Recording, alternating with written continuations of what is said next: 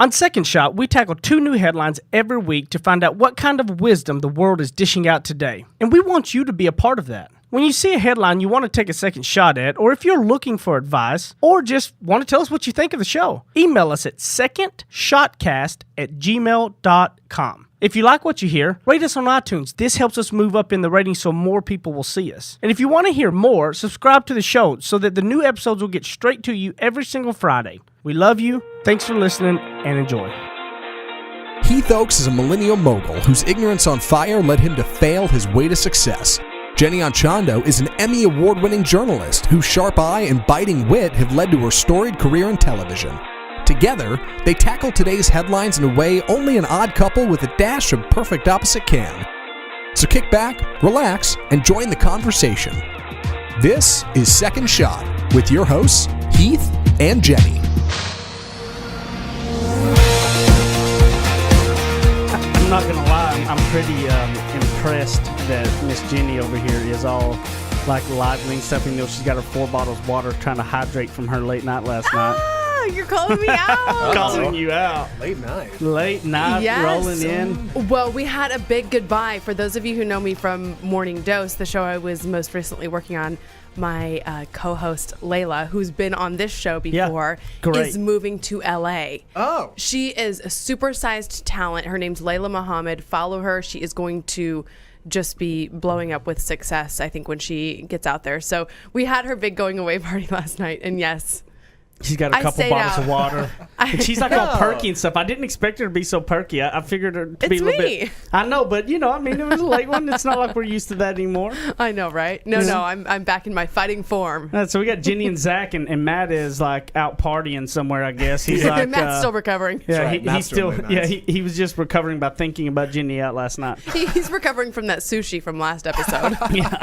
Or a couple episodes ago. Oh, God. Isn't he on vacation or something? I think he is on vacation. Yeah, he's doing his thing. I know he said Megan's been under the weather, so that's a bummer. So, well, hoping she feels better. Oh, gosh, yeah. There's nothing worse than going on vacation and getting sick. No, nothing worse. Well, we're leaving in Australia in like 4 days. Really? Yeah, from this we're recording here. When this drops, it's like I guess next it's in Tuesday. March. Yeah, that makes sense. Okay. Yeah. March has crept up on me. Man. Fast. Big time. Yes. I was just looking at my vision board on the wall in the laundry room yesterday and thinking, okay, wow, so we're already 2 months in. Yeah. What have we gotten done? And I actually did get started on one of them inadvertently. Oh, yeah? Future of Fitness. Yes, you did. Mm-hmm. Ooh, I don't know what that means, but I'm interested. We'll talk about that next episode. Okay. Yeah. Let's do next that next episode, one. You guys, I have a big venture. Yes. Oh. Do I? Oh, wow. All It's right. gonna be fun. I like that. We'll drop it like it's hot next episode. You like that? That's right. That's a good little tease to what it is, actually. Although you guys, like, don't worry about watching the video. Heath is not dropping it like it's hot. It's all good. I would break the internet. I'm so, for being a young millennial, I'm so out of touch. What is that? A physical action, dropping it like it's hot? Is there like supposed to be a video? Zach, I can't believe you just said that out loud. What am I? I can't. I'm literally like at this the moment. oldest millennial we know. I'm like, this is dropping it like it's hot was probably even back in art. Yeah. You don't know it because you're too young for it because it's like not even cool anymore. Yeah. Well, I remember it. I just don't. It's fine. Speaking of old, right? Speaking of old, our Zach. first headline. What a segue. This man won't go into a nursing home. He'll spend his golden age at the Holiday Inn. Almost 100,000 Facebook users have already shared Tara Robinson's retirement strategy to stay at multiple Holiday Inn hotels to save money, get better service, and see the world. While the average nursing home costs $188 per day, wow. Robinson wrote that reservations at the hotel chain cost $59.23 per night with both a long-term stay and senior discount. Factor in free breakfast and happy hour, and Robinson calculated that would leave $128.70 a day for food and entertainment. The Holiday Inn also offers, good Lord, a spa, swimming pool, workout room, laundry room, and a lounge. Of course, complimentary shampoo, soap, toothpaste, and razors will rack up savings too. Hotel staff will fix any issues, from light bulbs to mattresses, and they'll apologize for the inconvenience. Night guard security keeps watch. Maids check in daily. Over 1,100 Holiday Inn locations available. Robinson said he can travel wherever he wants. A local change of scenery and social opportunities are also reachable with an airport shuttle, church bus, or city bus. Family can come over. The grandkids can swim in the pool. This might be the greatest retirement strategy ever heard. All right, and it involves, of course, our lovely Holiday Inn. What do you guys think about this? And he's from Texas, right? I think so. Yeah, a Texas man. Yeah, That's genius. It's pure genius. it feels genius. It really is. Like it makes a lot of sense. He's right. Like you get a maid every day if you lived in a hotel, right? They make your bed, clean it up for you every single day, replenish everything. I believe the correct terminology is housekeeper. Oh, But yes. well, yes, yeah. you do. And I would love that. And that's actually one of my favorite parts about going on Well, okay, not one of my favorite parts, but I do One of my favorite love parts. I do love going on vacation and With coming back in Australia, the she can't wait to get the bed made. Somebody's got to do it. Well, I do see where he is looking for the life of luxury at the Holiday Inn.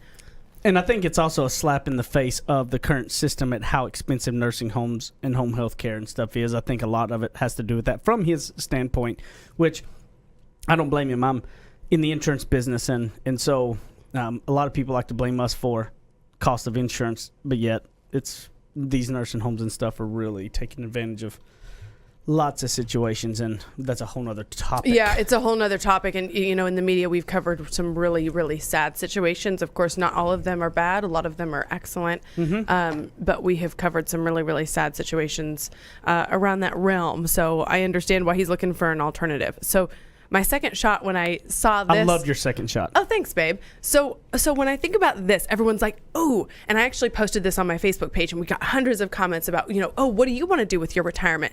And people had these grand plans. Some people said, oh, well, I'm going to, move to the country, or I've got this fabulous nursing home setting up, and I'm going to play games every night, and I'm going to make all these friends, and I'm going to start a cooking class, and I'm going to do all of this stuff. And it made me think, why are we not bringing some of this into our lives right now?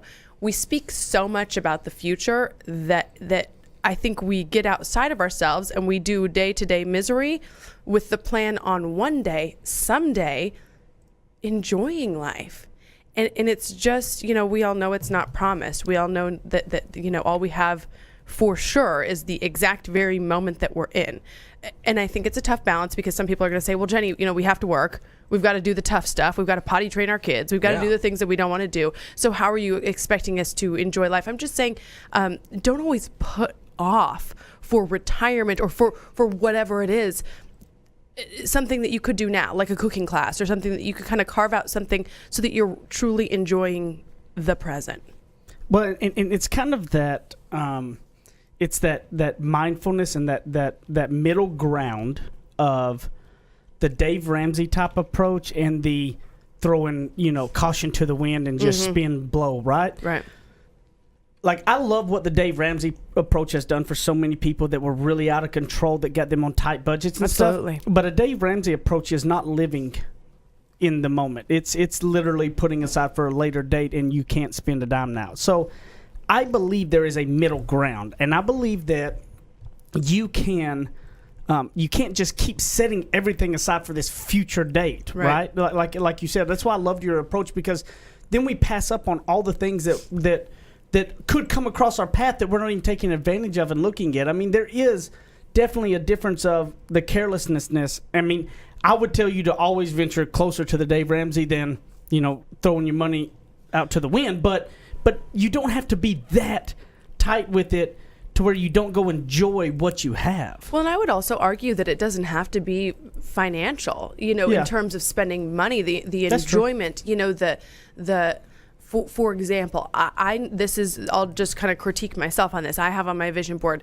and in my life, I always have these desires for spending more time outdoors. This is something that's really important to me. Well, okay, Jenny, why are you waiting for this big vacation? You can prioritize on a Sunday, go for a hike in Texas. There are plenty of day hikes that I could figure out and I could kind of plan on my own. So just, some of these things that we think are vital. And I imagine, gosh, maybe in our retirement, we're going to have a home in Idaho or Colorado or someplace like that where we're going to hike all the time. Well, if you love hiking now and that fills you up now, do it on a Sunday, or do it, take a day off work and do that thing that makes you happy, or cook that meal that makes you happy. Yeah. All these things that we push off until someday, and that someday is not always guaranteed.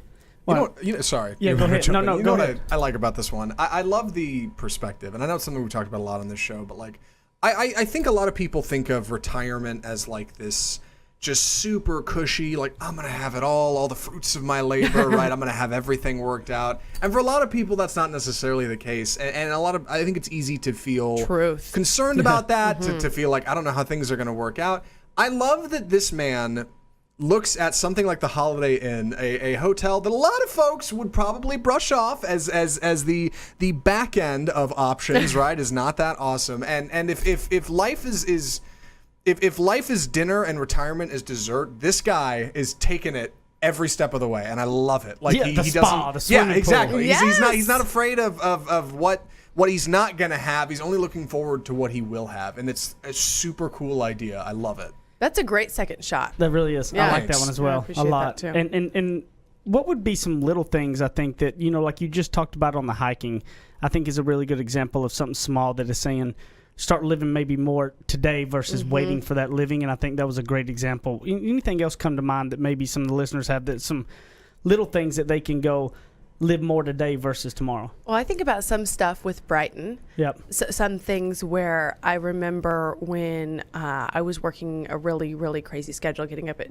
2 a.m, and I did kind of do a lot of, when I'm not doing the schedule, when I'm not doing this, when I'm not doing that. Well, guess what? I stopped working that schedule, and my schedule is still insane. So what I've been trying to do is carve out more time for her.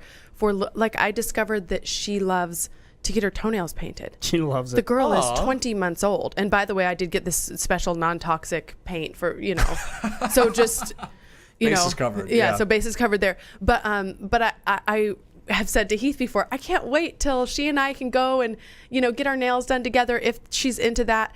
And then I was like, you know what? Let's try it now. Have those fun little experiences now. I'm trying to think of some other things like that. I mean, writing, for example, I have been saying, gosh, my blog, my website is a complete disaster. It needs an overhaul, and that was preventing me from putting any content out. But what I decided was, I'm just going to write these blogs, and if the website crashes, oh well, at least the first people who get on there are going to be able to see it, rather than waiting for the perfect website to be there, because I can either do nothing and wait until I have time to create this perfect website, or I can put something out there and perhaps touch somebody. Well, and I think what you just said was the perfect way to figure out how to know it in your own life as a listener. Is that if you're saying one day when, I think that's the perfect way to think about it. Is anything you've got in your head that you keep saying, one day when this happens, I'm going to do this, or okay, this is going to happen, right? If you're saying that may be one of those things. Take a look at and go, take a second shot at that and go, hey, how can I incorporate some of that now? Just like what Jenny was talking about, maybe not going to the nail salon with Brian, but getting some of this whatever kind of non-toxic paint this supposedly is and sitting down, and she had a little bowl out and soaked her water. We did. I gave her a little pedicure. And she loved it. Okay, so like these are little things to think about, and I hope that we all walk away, instead of looking at one day when, we start doing a little bit of them right now, and maybe go get a Holiday Express, Holiday Inn, like spa. A weekend vacay. Vacay and the whole 9 yards. But we'll be back in the second segment of Second Shot.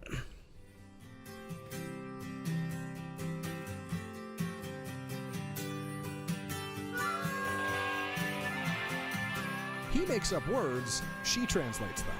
Heath and Jenny host more of Second Shot, coming up on RNCN.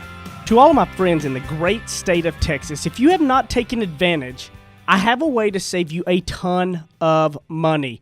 I have saved over about $3,000 in the last year, and I have no hassle. Go to EnergyOgre.com, put in the promo code SECONDSHOT. Now listen, promo code SECONDSHOT, and you're going to get a free month just for signing up and saving a ton of money. So don't be crazy. Stop sitting around talking about, is this the real deal, and go do it right now. EnergyOgre.com, promo code SECONDSHOT, and a free month. Thanks. Go get it now. Run.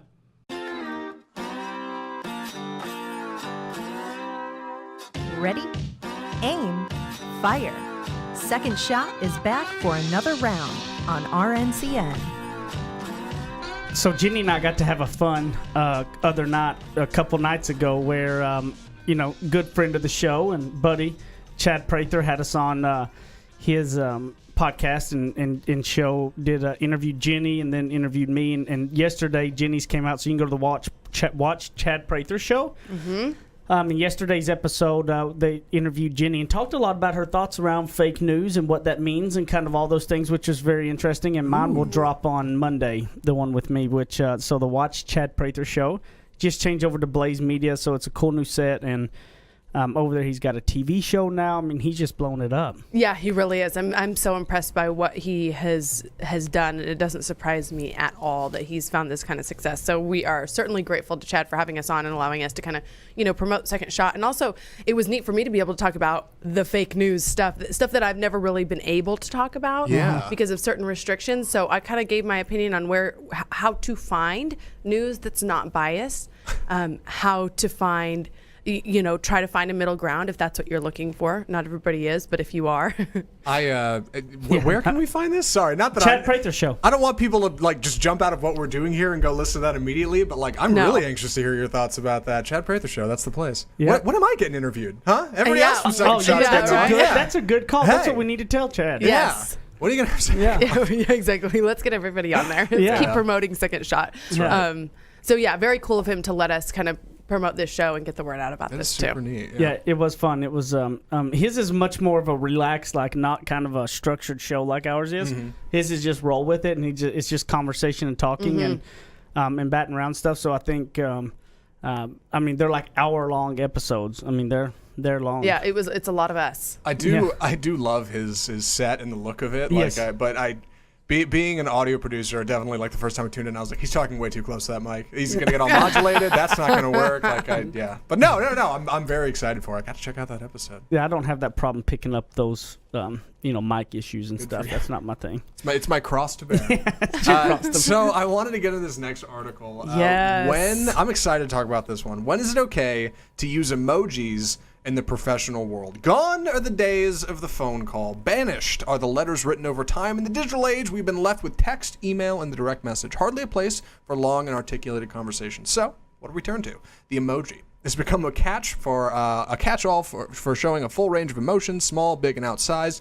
So, how, if at all, does it fit into the professional world? And the article just outlines a few points here. Email, text, social media, and presentation decks like meetings and conference calls and what have you, and whether or not using an emoji in a professional setting is okay. This one fascinates me because I'm a millennial, and in personal text, I use emojis a fair bit, but professionally, I don't think ever once one of these has crossed my email. But I've got a coworker who's adamant about them, and he's like, they work, and it gets results, and people like them.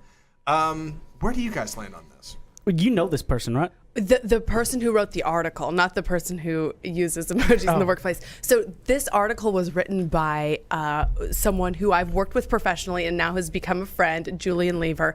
Because of the way he wrote this article, the Dapper Diplomat. Oh, he's the Dapper Diplomat? The Dapper Diplomat, yes. So we interviewed him on Morning Dose during our national syndication and then also on Fox 4 in Dallas. And he, like I said, has become a friend, and he does speak a lot about etiquette.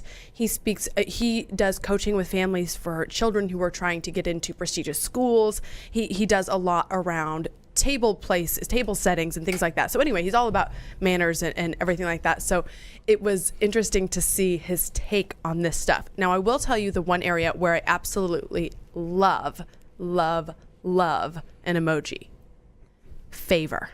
Yes, I was going to say that too. I love when I order my favor and so, hi, this is Molly with favor. I'm on my way to the restaurant, and she puts a little car with a little speeding thing behind it, and then it's like, you'll have your warm food soon, and then there's a bowl of pho or something on her little emoji. I think it's super cute, and that's in a professional setting. So that's one example where I feel like she and I are connecting on a different level because she's sending these cute, fun texts. You gotta play it out for those of us at home. What is Favor? Delivery service? Okay, Favor. Yeah. Like Uber Eats and all that. It's like DoorDash. Uber, yes, we. I've said it before. I am not a cook 7 nights a week wife. You cook the 4 or 5 nights a week. I do cook pretty a good. decent amount. But on the days that I don't, if we're not going out, we order in and we'll order Favor or Uber Eats. And Well, that, we like Favor the most because, I mean, honestly, almost because of the emojis and how much they're in communication with us. because they keep in constant communication, and if they'll write and say, hey, did you want anything else? And I might say, oh, you know what, actually, can you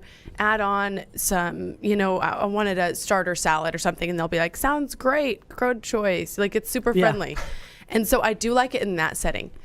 For some reason, that's the only professional setting where I think it's okay. And that's saying a lot, because you come from like broadcasting, and you think people are like, well, that's like semi-professional. People aren't like, even in that setting, you didn't find like coworkers sending you cool smileys or. Here's where I would differentiate. Several of my colleagues, and Heath will have a different perspective because he's the boss, whereas I was more on a colleague, have always been more of a colleague level with everybody. Some of my colleagues that I worked with on a regular basis then became my friends, my good friends. So but still, even if, say it's a girl that I hang out with and go to lunch with, and, she's come over and hung out with Bright and things like that, on personal texts, we will use all kinds of emojis. I mean, I still try to use language. Language is preferred to pictures for me.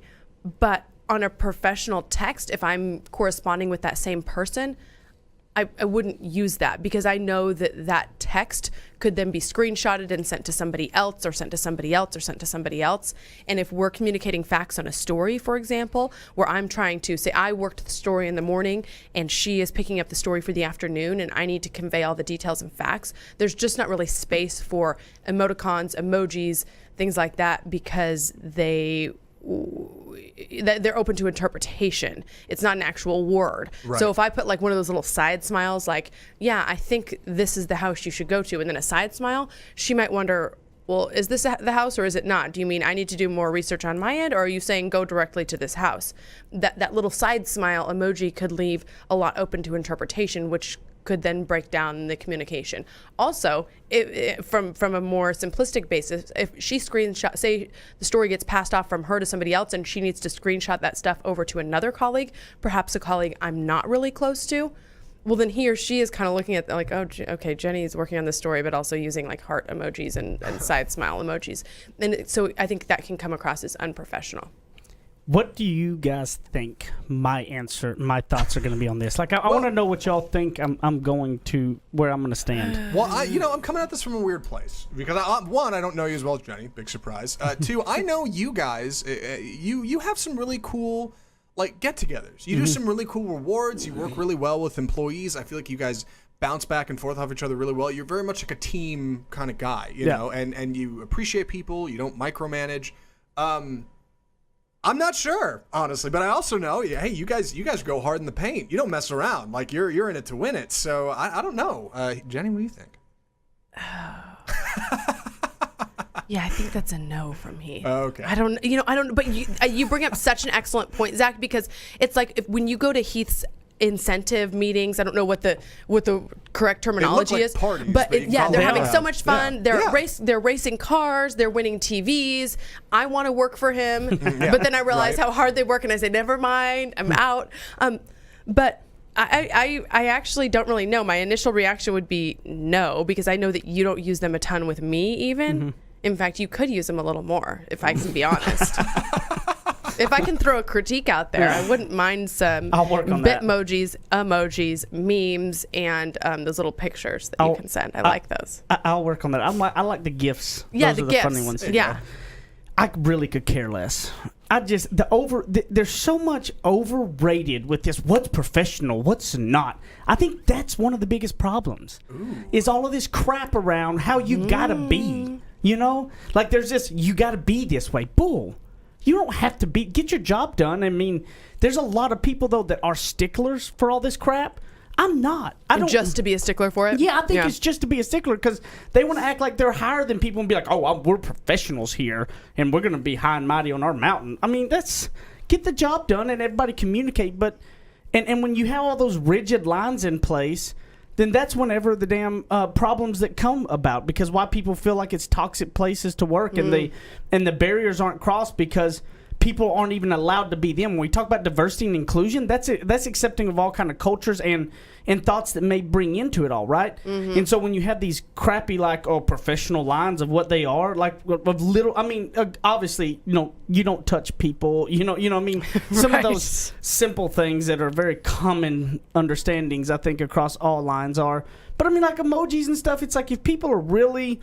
You think this is too small of a thing to argue about? It is, but it isn't. I know that so many do. So my advice for people, like if it's me, I really could care less. It doesn't. But I know I'm not the norm in that case. So I don't want to give everybody bad advice to start using them because I know that the overwhelming majority. That's why we have different perspectives. You're the boss, so you can say it's okay. I'm coming from an employee perspective, saying if someone screenshots that, it's full of unprofessional text and language, then it just isn't a great look. What I would tell you to do is the coworker and environment you're in, understanding the majority. I would, you if you become close with the coworker and y'all are friends and you know that y'all both kind of reciprocate all that, then maybe send it. But until you really get to know somebody and you really kind of built that relationship, I wouldn't go to the emoji con level and stuff because it could come off as a negative just because so many people care about what's professional and what's not, and that kind of thing is something that would bother them. So I would tell you, if you're in a work environment and it's your boss and you really don't know your boss that well, right? It's just the boss relationship. Don't send them an emoji con, okay? I just wouldn't do it. Even if they send you one, I don't know if I'd send it back unless you actually really get to know that person, right? So I mean, you definitely, unless you're in marketing, you don't put it in PowerPoints, right? But if you're in marketing, putting something together and that's part of your marketing, you put it in there. But I mean, overall, I just get tired and sick of this who's making up these lines of what's professional and what's not. I'm not the person, I'm not a detail guy as much, so I just go get our job done. Let's have fun, let's kick butt, and let's get our job done. I don't care if you use emojis to get that done or not, or if you, you know what I mean? That's just not the stuff that I pay attention to. I pay attention to getting your job done. I'm not paying attention to, oh my God, they sent an emoji in that email. Right, so you're feeling like it's an unfair judgment and unnecessary judgment. But it's there, but it's real. People do it. So people just be mindful. For it. I do want to say one more thing. I know we need to wrap up this segment. When Zach and Matt they produce the show and get the show together, and they send us stats on how many of all of you listened to the show and how well it did and everything like that, and they include some fun little graphics and things, and it's awesome. Love that. The gifts and stuff, that's amazing. Look forward to that email because we're in a creative space. I think you also have to consider the business, the space that you're in, that might not be appropriate in the rankings and ratings of another type of product. But for ours, we're in a creative space. It's a creative outlet. It's a communication tool for them to send that stuff. So I really love it. Yeah, I think that where we get to in the business world and all this, we have too many lines up that we try to get too detailed versus what matters, which is getting the job done. In my humble opinion, we'll be back on the third segment, Second Shot, right after this.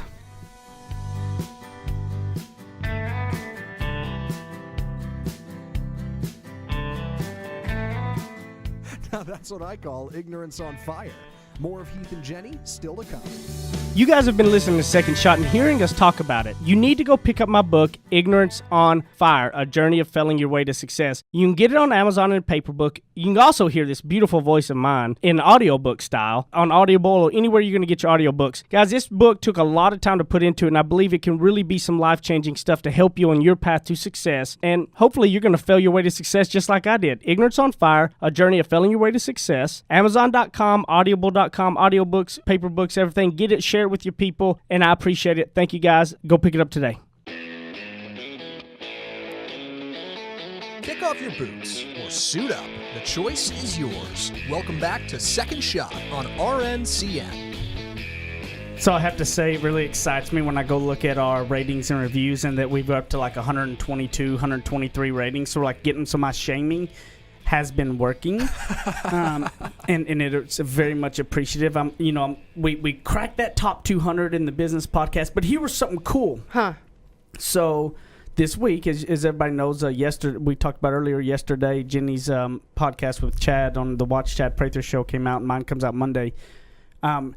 Chad told us a very interesting stat, or you may not have been there. This was maybe when I was doing mine. He told me a very interesting stat about about podcasting.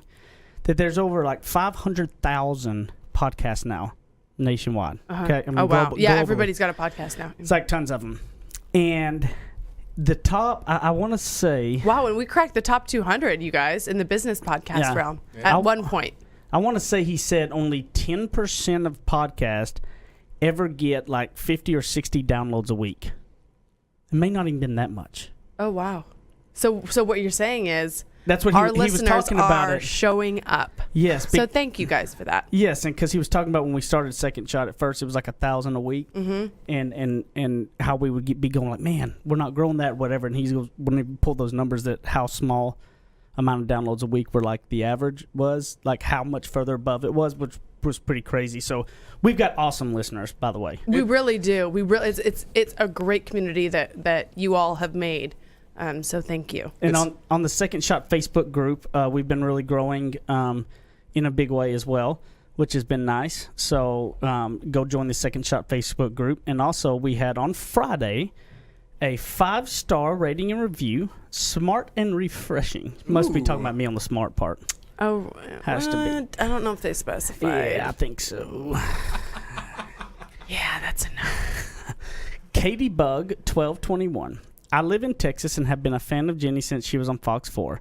I have since become a huge fan of Heath as well. You know, she says the smart one. Oh, no, Not she really. didn't say that. I just made that Katie up. Bug. Don't let him put words into your mouth. I just made that up. They are so relatable and encouraging. I love their transparency and all topics. Keep up the good work. Thank you, Katie Bug, for taking the time to leave a rating and review. It is much appreciated. It really is appreciated because we do put the time into these podcasts, and the more people who get on there and speak about it, rate them, review them, then we are able to spread this to a larger audience because it goes up higher on the charts. So thank you sincerely for taking the time to do that, Katie. Yep.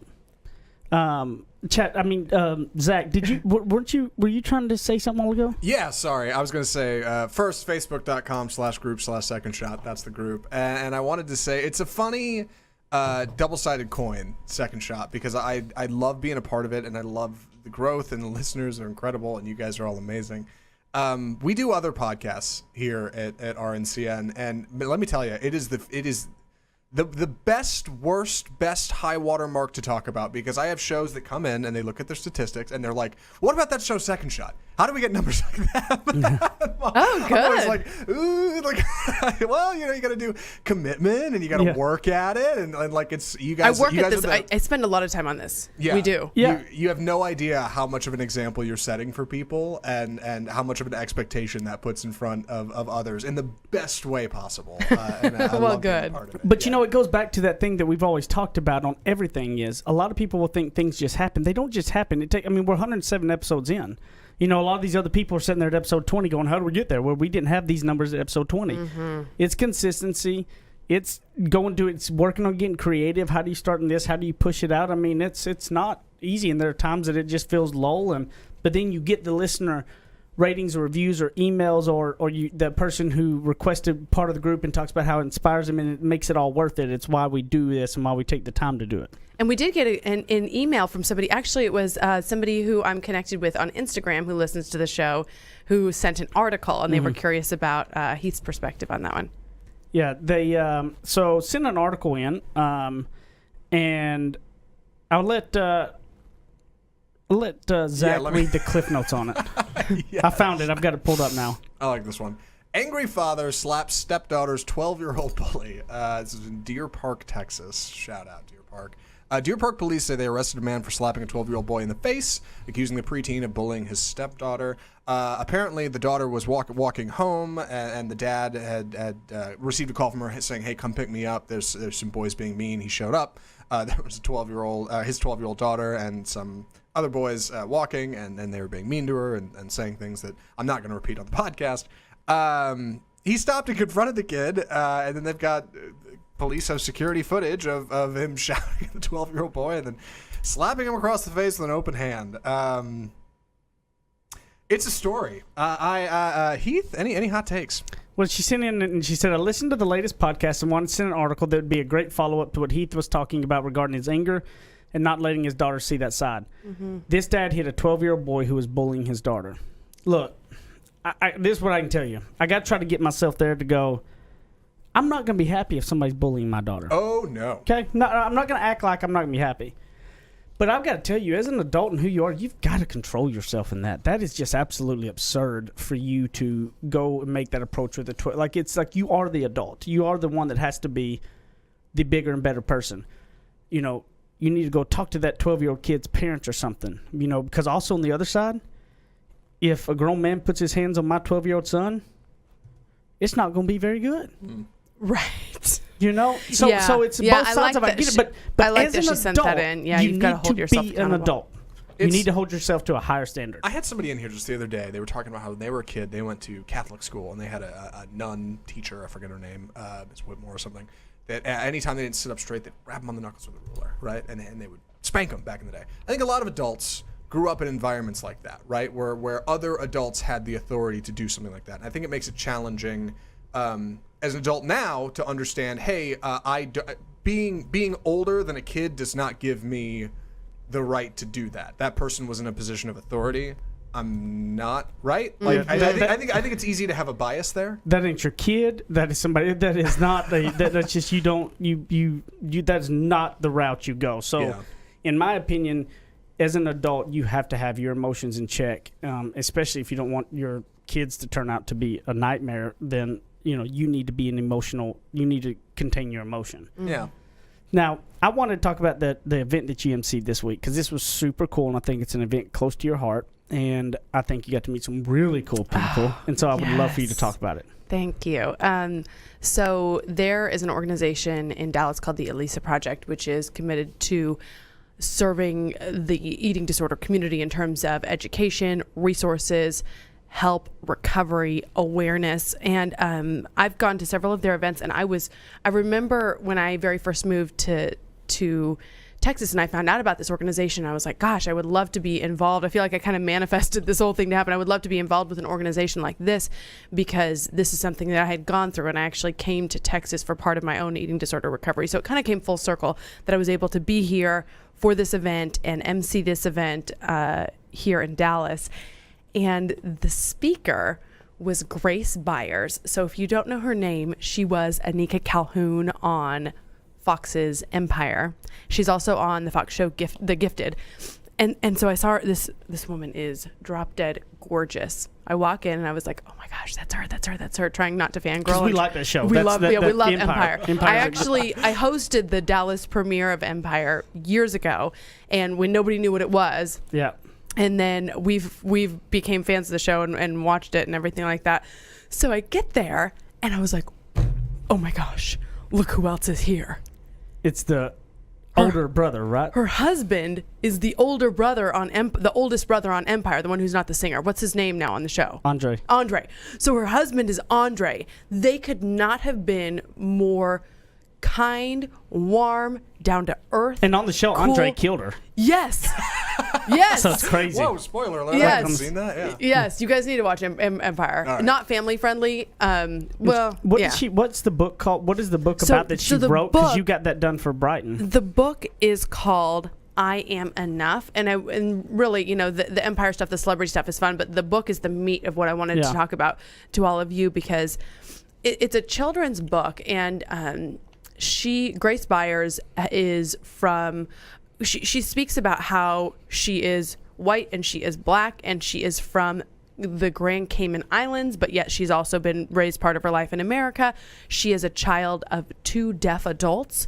So she had all of these things where she felt like, what category do I fit into? Yeah. Who am I as a person? And so she spoke at this event about her journey and about finding out who she is as a person. And the end realization is, I am enough, simply because I exist. Yes. And that, to me, like I said, it's a children's book, but this message needs to be heard by adults, people of all ages, men and women. But if kids are the ones hearing this message, it'll start changing. Yes. And so I just highly recommend this book. And I have an Amazon page where I have all of my favorites. So I added that to the books section or you can just search on Amazon. You don't have to find it through my page, but it's called I Am Enough. The author is Grace Byers. And She autographed it for Brighton. She autographed it for Brighton, and that just was really meaningful. She was, I told her, Grace doesn't have children, but I said, you have to understand how many children, you're now a mentor to so many children around the world now who will be exposed to this book and to the messaging of that type of thing. Because I think it's, I think all the princess books are fun. I think every type of book is fun. It's going to teach them their letters, their numbers, all this kind of stuff. But really, this type of message is paramount. So I Am Enough is key. All right, I love it. That was awesome. I wish I could have been. I wish I would have been able to go because I would love to meet them because that's what I love the show. The show is great. And her husband said, here's what's cool about our relationship. And they've been married, I think, for 3 years. He said, I still have a huge crush on my wife. And to me, there's nothing better than that. That's the ultimate. And you could see the pride in his eyes when he was watching her speak and stuff. So it was very cool to see a down-to-earth celebrity relationship like that. Aww. That's awesome. Yeah. All right, so where can they find you at? So JennyAnchondo.com is my terrible website with a lot of good content. Jenny Anchondo TV on Twitter and on Instagram and Facebook, Jenny Anchondo. Apple Zackintosh on Twitter and Instagram. Facebook.com/group/Second Shot. Come get involved with the show. Join the conversation. Leave a rating and review. We'd love you. Thanks a lot. At Heath Oaks at Ignorance on Fire on all your stuff. And we love you guys, and you are enough. And we'll see you next time.